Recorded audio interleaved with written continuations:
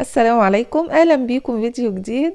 هنعمل مع بعض النهارده نواعم العيد، واول وصفه هي الكحك الناعم الدايب بتاع زمان. كحكايه كده مخدومه، وكحكايه هشه وناعمه وما شاء الله. عايزه اقول لكم طعم بقى وريحه بجد احلى من المحلات. ما شاء الله، شايفين الكحكايه مش مستحمله من كتر نعومتها، وكحكايه هشه كده وخفيفه. وهقولك على سر التسويه المظبوطه اللي تخلي الكحكايه تاخد معاكي لون من بره ومن جوه، اللون الجلد الحلو ده. وازاي الكحك يطلع معاكي ناعم ودايب كده، وايه هي الاضافات اللي بيضيفوها في المحلات علشان تخلي الكحك ناعم وهش بالطريقه دي. تابعوا معايا الفيديو للاخر. بس لو عجبكم الفيديو ما تنسونيش في اللايك وتعملوا اشتراك للقناه. شايفين ما شاء الله الكحكايه محتفظه كده بنقشتها والرسمه بتاعتها، واخده لون حلو جدا. واقول لكم كمان ان الكحك ده انا سويته في فرن بوتاجاز، يعني ملكيش حجه، تقومي تجربي وهيطلع معاكي احلى كحك. شايفين الجمال؟ يلا بينا بقى نشوف الطريقه والمقادير. اول حاجه، عندي هنا مقدار كيلو من الدقيق. انا هستخدم دقيق الكوثر، دقيق متعدد الاستعمالات، او دقيق مخصص للكحك والبسكوت، المهم يكون نوع دقيق فاخر. عندي هنا انا هعمل مقدار كيلو الدقيق، احط عليه معلقه من الخميره، معلقه صغيره من البيكنج باودر، وعندي هنا معلقه من ريحه الكحك، دي بهارات كحك بتكون عند العطار. بعد كده عندي 4 معالق من السكر البودر. لو ما عندكيش سكر بودر تقدري تستخدمي معلقتين من السكر الحبيبات، بس يكون سكر ناعم. هقلب بقى المكونات دي كلها مع بعضها. بعد كده عندي هنا ريحه الموز، بتديله ريحه حلوه جدا، دي برضو عند العطار. والازازه اللي انتوا شايفينها الصغيره دي ب2 جنيه، يعني مش غاليه. بعد كده عندي معلقتين كبار من السمسم المتحمص. طبعا انا حمصته علشان بس ايه ما يعني ما زودش في وقت الفيديو. تقدري تحمصيه في معلقه سمنه على النار لما ياخد منك لون كده جلد كده، وتنزليه على الدقيق. المكون اللي هيخلي معاكي الكحك هش وناعم بقى، والمحلات كلها بتستخدمه، هو النشا. حطيت معلقتين كبار من النشا، هيفرق معاكي جدا في الطعم وفي قوام الكحك كده. هتبقى كحكايه بتقطم معاكي وتدوب على طول. عندي هنا مقدار كيلو الدقيق هياخد معايا 550 جرام من السمنة، يعني نص كيلو وزيادة حاجة بسيطة. ده لو انت بتحبي الكحك يكون ناعم ودايب زي اللي انت شفتيه في اول الفيديو. وهو ده الكحك بتاع زمان، يعني بصوا هو كانوا بيقدحوا السمنة جدا، ولكن عايزة اقولك الكحك المقدوح قوي ده بيكون يعني تقيل على المعدة شوية. فانا حطيت السمنة على النار مجرد انها تدوب وتسخن بس. منها ان انا احافظ على الكحك، يعني طبعا الكحك لما بيكون بسمنه مقدوحه بيعيش معاكي اطول، ولكن عشان المعده وكده ما يكونش تقيل على المعده. فانا سخنت السمنه ونزلت بيها كده وقلبت كويس بالمعلقه لحد ما ايدي استحملت السمنه. هبتدي بقى ابس الدقيق. لو عندك عجان طبعا تقدري تستخدميه، يعني هيوفر عليكي الخطوه دي.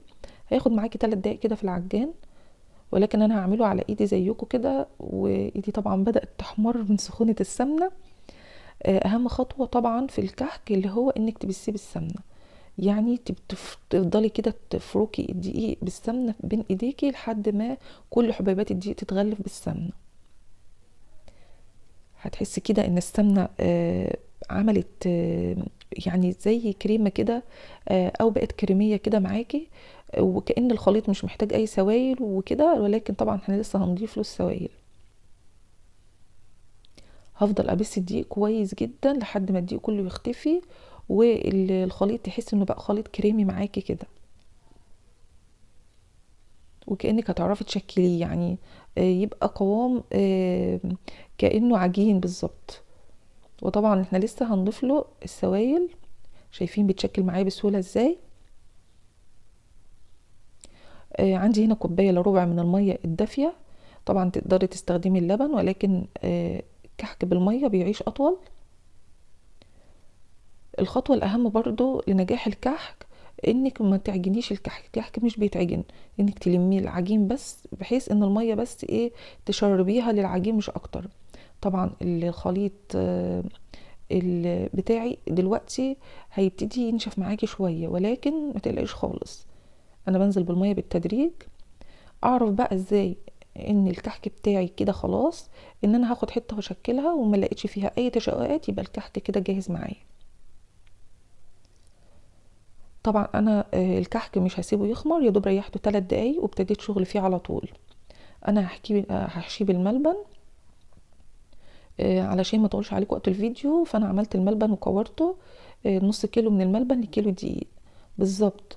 حطيت عليه معلقه من السمنه وفركته كويس جدا، وبعدين كورته كور كده على حد يعني على حجم الكحكه اللي انا هعمله. جبت صاج مش مدهون اي ماده دهنيه، وهبتدي كده اشكل زي ما انتم شايفين.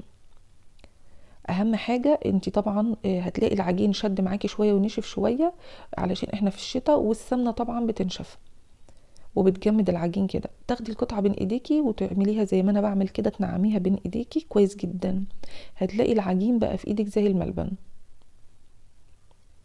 هبتدي كده اكورها واعمل تجويف كده واحط جواه الملبن، واقفل كويس جدا الاطراف. ودي خطوه مهمه علشان الملبن ما يطلعش بره الكحكايه. وانا النهارده استخدمت البصامه، تقدري تعملي بالمنقاش، ولكن عشان انا بعمل لوحدي طبعا مفيش احلى من اللمه، وان كلنا نقعد كده ونتجمع على طبليه ونعمل الكحك مع بعض بقى والمنقاش، ونشوف نقشه مين احلى. ولكن انا عشان بعمله لوحدي النهارده فعملته بالبصامه الكحك. شايفين بيطرى معاكي، ما تخافيش من انه يبقى ناشف معاكي ولا حاجه وتقولي ازود سوائل، هتبقى يعني كانك بوظتي العجين بجد.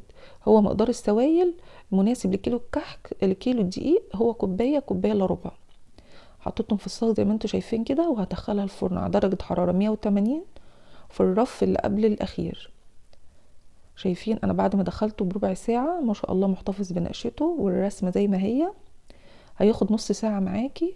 اول ما ياخد لون جلد من تحت فتحت عليه الشوايه، اخد اللون الحلو اللي انتم شايفينه ده. ما شاء الله على الجمال بجد، ونقشته زي ما هي، ولا فرش مني ولا الملبن طلع منه ولا اي حاجه. ما شاء الله. هنشوفها مع بعض دلوقتي وشوف قد ايه هي جميله، ومن جوه بقى ومن بره، والتسويه من فوق ومن تحت. وريحته بقى يعني بصوا ريحته جايبه اخر الشارع بجد. جربي في مقدار كيلو باذن الله هيطلع معاكي حلو، وهتحسي ان انت عملتي حاجه بقى. يعني هي كلها اضافات وتكات بسيطه، ولكن هتحسي انك عملتي حاجه زي المحلات كده، ومش هتشتريه من بره تاني بجد. انا هنا زينته بقى بالسكر البودر. طبعا الناس بتشتكي ان السكر بيمسك على الكحكايه كده وبيقلب للون بني. لازم تسيبي الكحك لما يبرد وما تحركوش خالص من الصاج، ولا ترشي عليه سكر بودر الا لما يبرد. ما شاء الله على الجمال. هنفتح مع بعض واحده كده من جوه ونشوف قد ايه هو من جوه بقى ناعم كده ودايب. ما شاء الله. شفتوا الكحكايه بتتقسم كده، يعني بصوا هي دي الكحكايه تنزل على قلبي مش على معدتي بجد. من احلى وصفات الكحك اللي ممكن تعملوها. والملبن دايب من جوه وسايح كده مش ناشف ولا حاجه. برضه ده لسر التسويه. اهم حاجه الكحك يدخل على درجه حراره 180، وتسيبيه يستوي براحته. ما شاء الله شايفين الجمال. وبكده خلص الفيديو بتاعنا النهارده. اتمنى الفيديو يكون عجبكم، وعايزه اقول لكم بس امشوا على كل التكات اللي انا قلتها وهيطلع معاكم كحك احلى من المحلات. كحك دايب وناعم كده، كحك فاخر من الاخر. وبكده خلص الفيديو بتاعنا النهارده، واستنوني ان شاء الله في فيديو جديد، واقول لكم مع السلامه.